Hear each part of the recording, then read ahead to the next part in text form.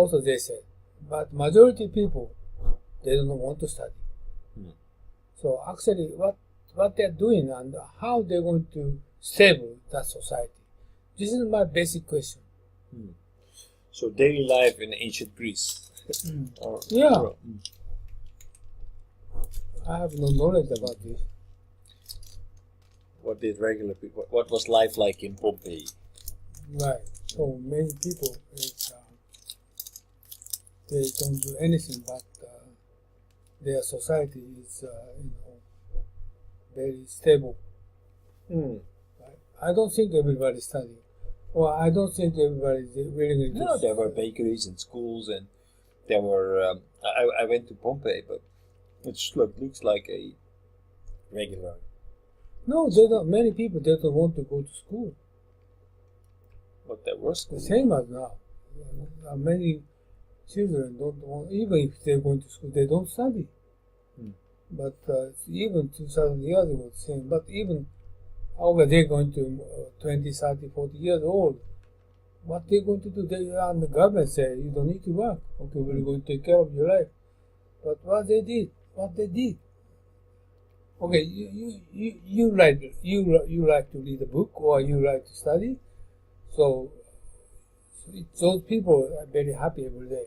Okay, and educated day by day. You get something get from kind of knowledge, wisdom. But many people, they are not interested in studying. What they did? What's it called? Fruit challenge. Yeah. Like I understand, but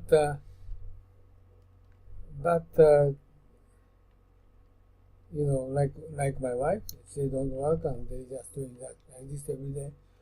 But not mentally, it's not good for her. No. How are you going to give them better life? Like a household, okay? Wife, you took one example. You don't need to work, okay?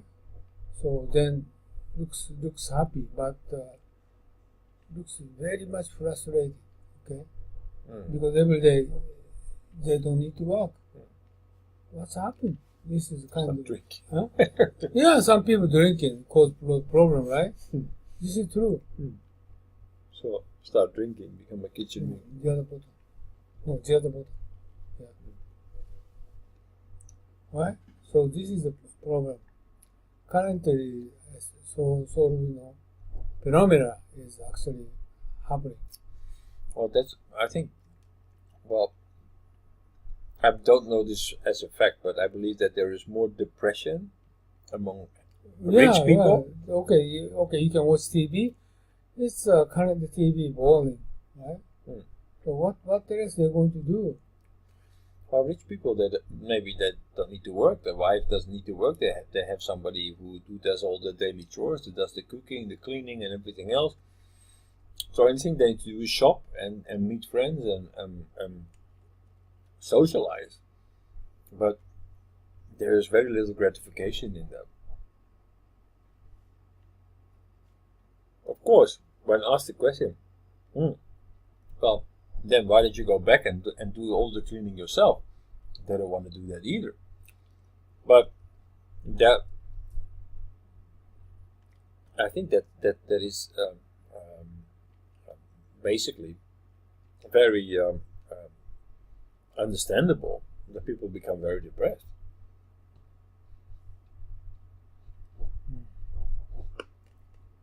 Because if I didn't have to do anything and would get depressed, then and people would give me the option, then why don't you go and clean your house, Taka? I would not be satisfied with that, even though if I don't have the money, I would clean the house and would not be depressed, maybe a lot happier. But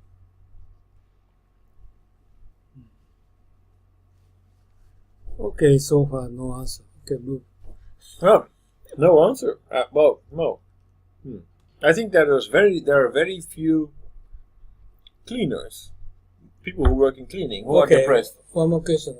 I just thinking about what are those Greece people doing for those people.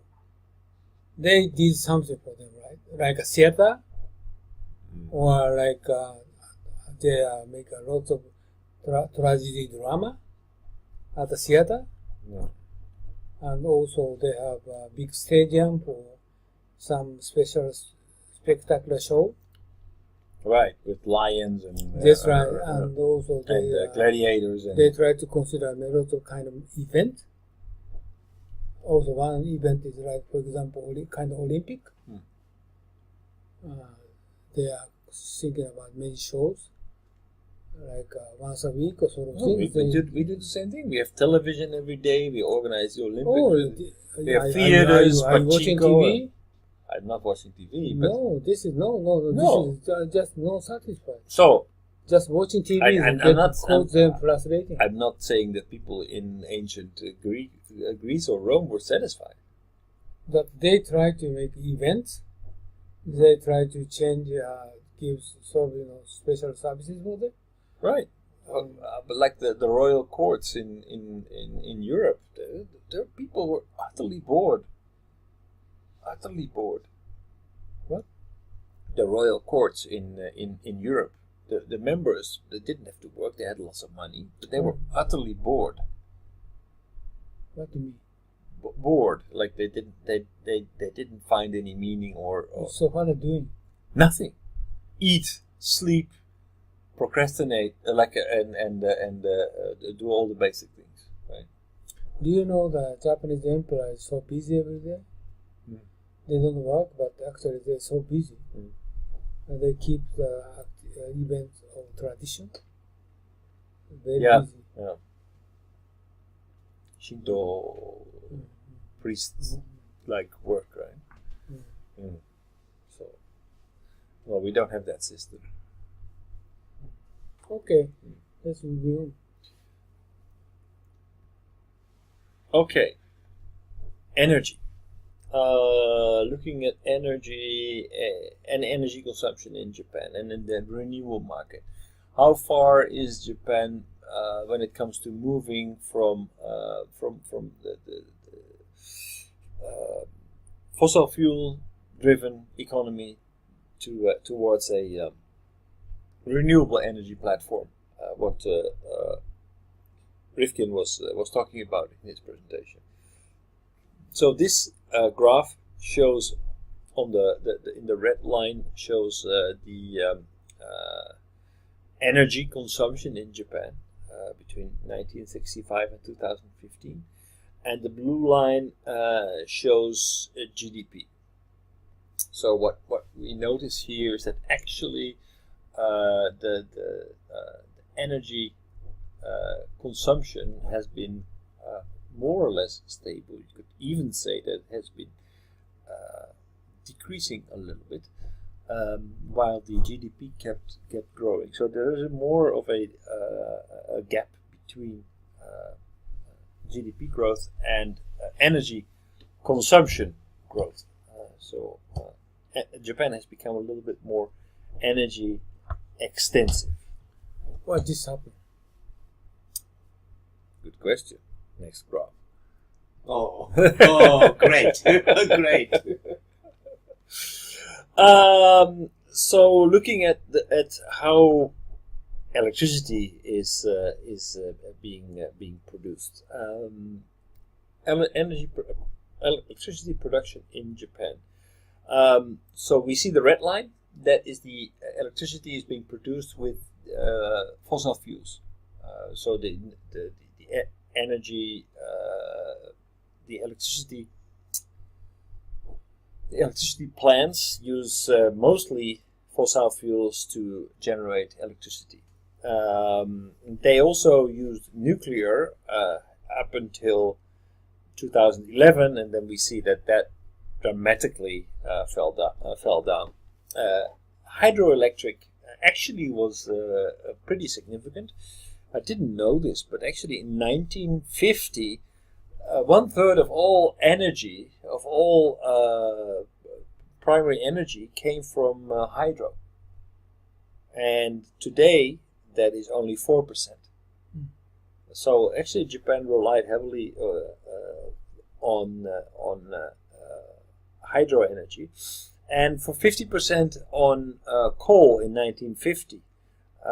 Nowadays, it's still 17% is coal. Oil has decreased; it's now 50%. Natural gas, 13%. Nuclear has gone down to 0 right now, and others is still very, very insignificant. It's just 2001, but it was about 15% in 2001.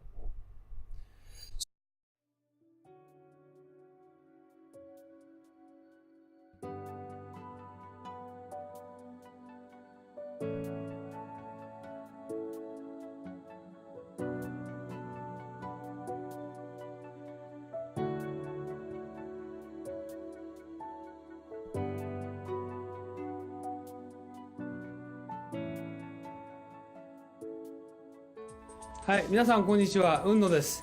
今日はですね、雲野塾の研修のプログラムをご紹介したいと思います。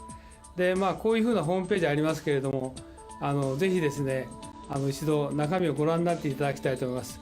今日はブーキューブさんのスタジオに来て、この収録をしておりますので、中身はこういうふうになってて、今最近ホットなね、グローバルリーダーの定義など書いてあります。で、特に経団連が作成しました留学すれば英語ができて専門性を持つというだけではですね、グローバルリーダーになれないとここに書いてありますようにですね、仕事ができる専門性を持つ英語ができるだけじゃなくてですね、私どもの塾ではリベラルアーツということと、それからもう一つは孫子の平和、さらにはですね、日本の歴史というものを合わせて教えることによって皆さんが海外の欧米の方々と、もしくは華僑圏の方々と正々堂々と渡り合えるような人物を育成しようというふうなことを考えています。ここに次のスライドが出ておりますけれども、ここに書いてありますのはですね、さらに、私どもの雲野塾の中身につきましてはですね、欧米の資料しか使っておりません。また実際に雲野塾は英語でやっておりますので、英語の講師がこう話しておりますけど、学習はですね、日本の歴史をまだ教えてますので、学習の午後はですね、日本のプログラムをしております。で、以前はこれ有料だったので、今はですね、実際に会場費も取っていただいておりませんで、毎回5000円ということで、朝9時から午後5時までやっておりますので、ぜひ皆さんですね、ご検討の上ご参加いただければと。英語のできない方もですね、学習の午後こういうふうな研修をしておりますので、ぜひご参加いただければというふうに思っておりますので、よろしくお願いします。で、ここにさらにですね、グループ討議とか実務の勘どころを教えると書いてありますけど、実際には私が10年ほどですね、欧米の新聞とか雑誌等をですね、集めてきた、もともと英語のベースでございますので、そうしたものをですね、50セッションのテーマに分けて資料作成しております。そういうことで、世界のオペレーション、もしくはカントリーリスクも含めてですね、しかも世界のトップの方々に対してもいろいろな分析とか洞察をしてですね、議論をしております。そういったことも含めてですね、今後ともよろしくお願いしたいと思います。